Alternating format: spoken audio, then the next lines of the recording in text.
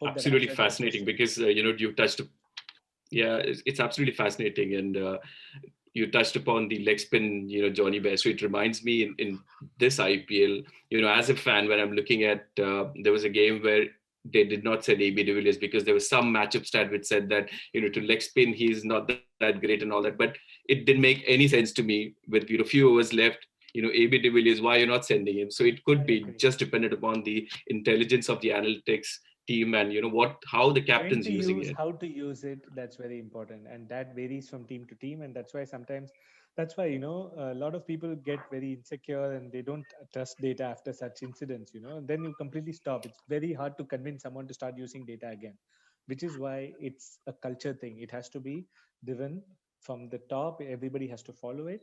And which is why I believe that in the next 5 6 years, if it becomes commonplace, right, if it becomes that, hey, everybody needs to use it, it is going to add value, and you start growing with it.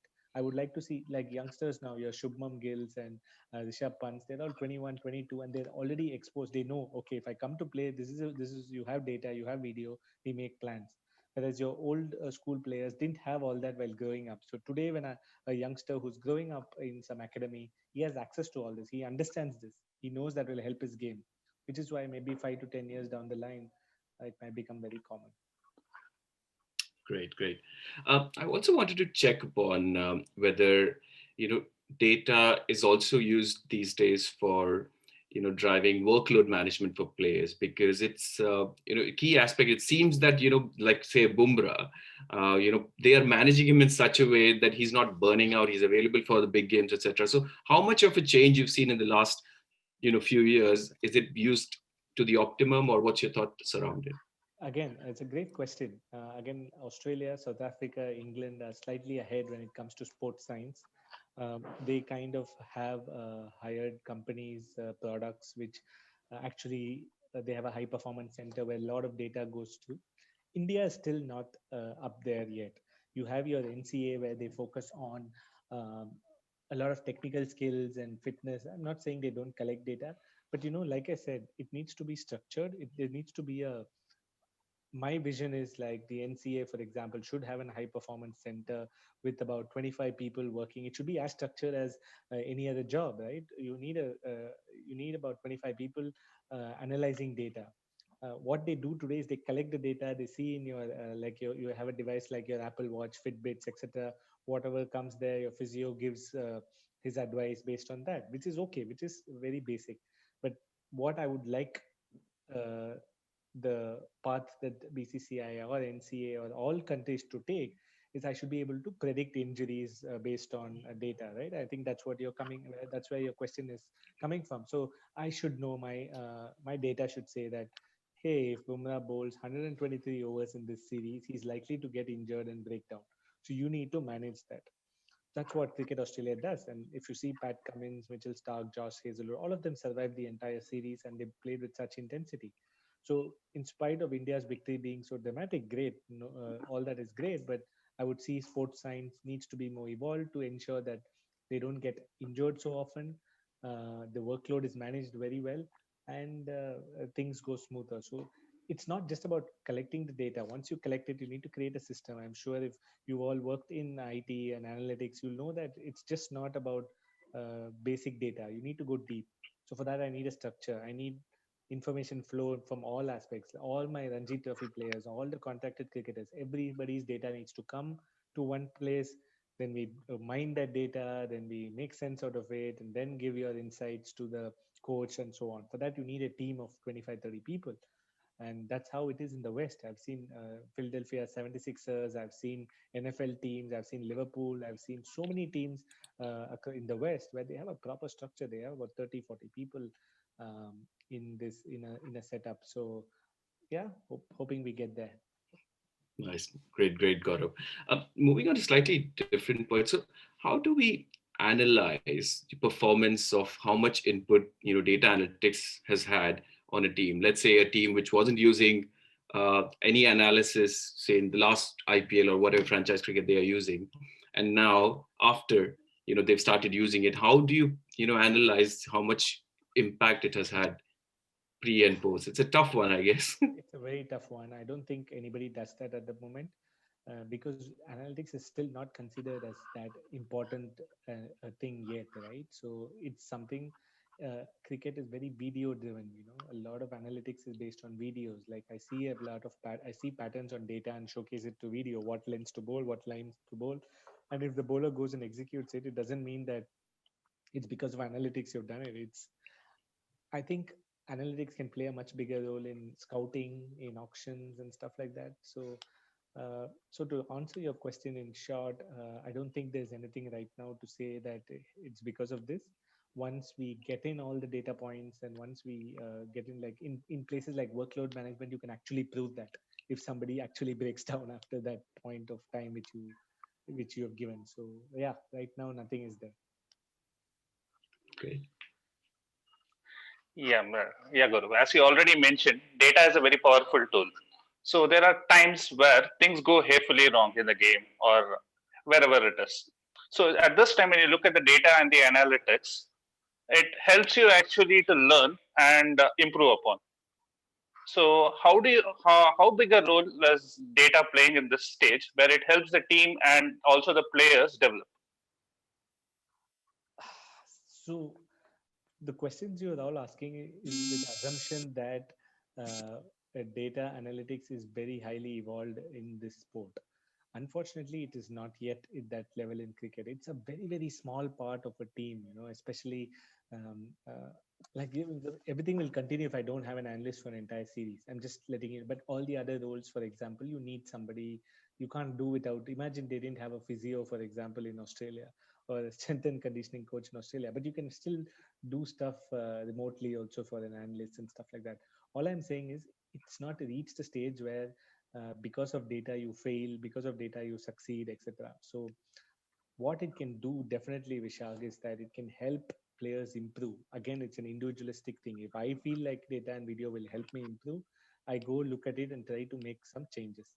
uh, how I look at data is it's a tool to help make decisions, and there is some method to the madness. There's some logic. You're not going to blindly question something, and uh, like yeah, that's how you measure it, or that's how you see whether um, uh, we have we have grown or players are learning, etc. Otherwise it's not yet that important. It is more useful, I would say, in T20 cricket, IPL strategies for that immediate match, rather than test cricket or ODI cricket, where skill takes precedence over other things.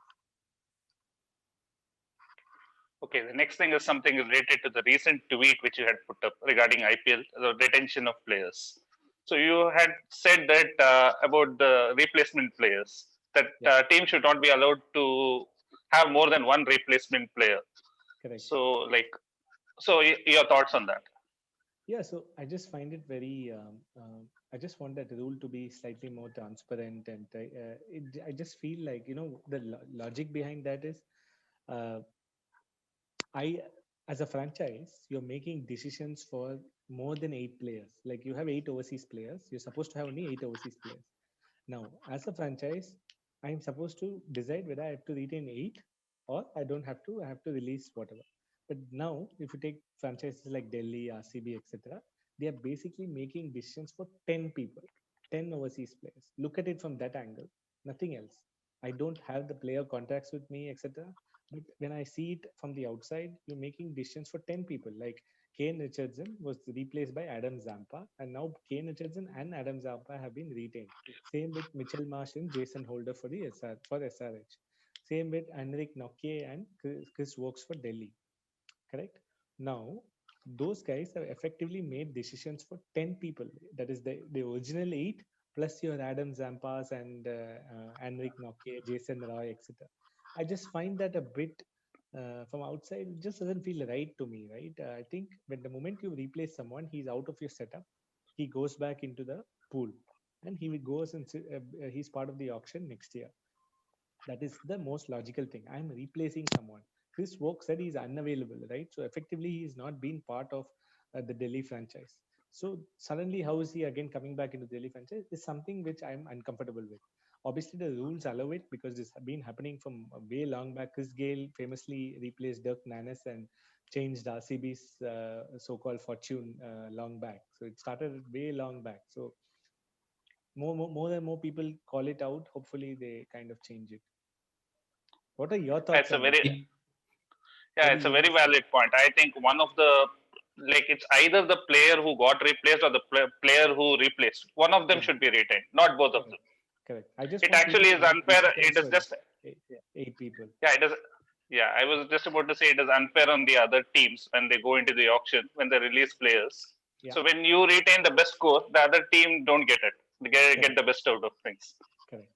Fair The point. other thing which irks me is also these trades happening between the franchises, because it's almost like you may be able to get hold of a decent player by doing some off auction trades, Yeah, and you may potentially not be burning your purse when it yeah, comes to the auction, which yeah. I find it a bit opaque, not the best way to do it. Make it transparent, and then the value should come out of your purse, because it's then an unfair advantage on other teams who are trying to get players. Yeah, I guess they need to, the league has to evolve a lot more. We're just, what, 12, 13 years old now, and I'm sure that once you have a 10-team league and once you have it over 3 months and it becomes more evolved, hopefully they get the best practices from all the other leagues and start executing them. Very good. So why don't we test Gaurav a little bit now? Are you ready for a trivia, Gaurav? Sure, I'm scared, but let's see. Let's go. It will be pretty simple. It will be pretty simple, Gaurav. So it's not like That too much that's into how I stuff set sledge up. most Yeah. of the people who come when I ask questions. This is exactly what I say. So I know now I'm in the receiving end, so it's okay. It's always easy for the So person who's setting the questions. yeah. So the first question: who is the Yeah. first player to? So we'll be giving you three options. So that's another thing which I wanted to set the context, and then yeah. So who is the first player to achieve the double of 1,000 runs and 100 wickets in an ODI? So the options are like Kapil Dev, Richard Hadley, and Carl Hooper. The first person to do 1,100, I would say Richard Hadley. Yeah, absolutely right. It was Richard Hadley in 1984 or something at Sydney against Australia. Nice. Yeah. So It was as a you guess know, though. yeah, but it was a Just a good logical guess. guess. Yeah, it was just a Yeah, logical guess based on timelines.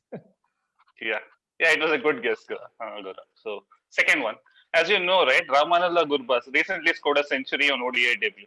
He was 19 years when he scored, but he was not the youngest. Okay. So who was the youngest player to score a century on ODI debut? See, the options for you are KL Rahul, Salim Okay. Ilahi, Okay. and Mohammad Ashraful.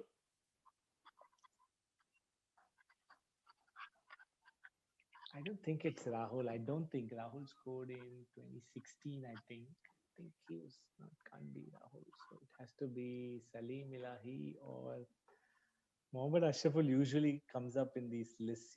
Mostly that's his career ended before all after all the youngest records were broken.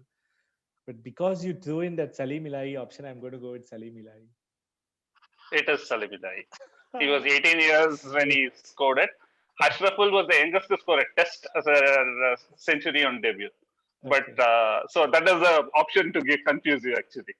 I because randomly you wouldn't have put Salim Ilahi, so that was the logic I went by. I didn't know this, but for sure. Yeah, yeah. He was 18 years and he scored it in 1996.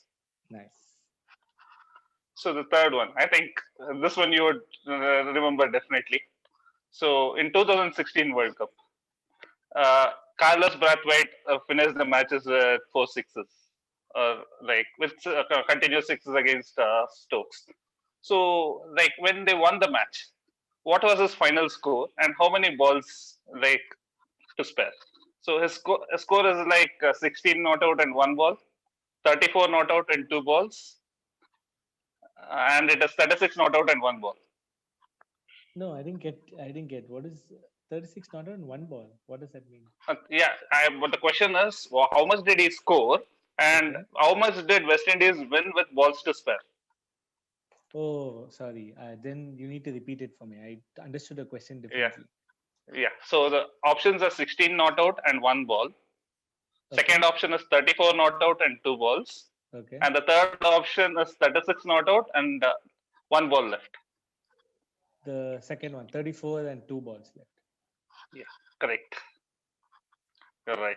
So you will remember it well. You were with the West Indies team at that point of time. No, more than So that, it was he scored 4 sixes in 4 balls and they won. He yeah, scored 24 yeah, runs. So that was yeah. the So giveaway. yeah, right. So in the 2016 World Cup, which West Indies won, who was the man of the series in that?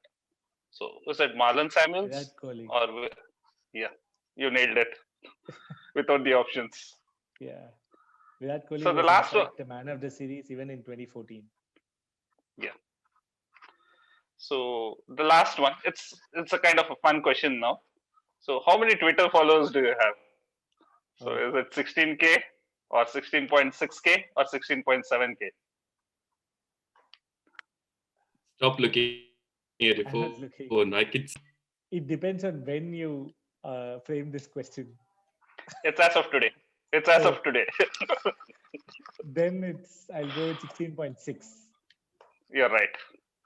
You nailed it. You nailed all the questions. That is Nice. awesome. Good trivia. Yes, that's great. Hey, listen, Gaurav, amidst this very, very busy schedule of yours, really, really appreciate your time. Gaurav, thanks again very much. Vishak and Sanjay, thanks for being the concussion sub and fantastic questions. On behalf of the entire Water Player team, thanks again for joining us in this episode. Make sure you subscribe to our YouTube channel so you never miss an episode. Remember, we appreciate a comment. Go tell a friend or a family member about our show so they too can spread a word about it. Feel free to use our hashtag waterplayer and follow us on Twitter. Until then, see you. Thank you very much.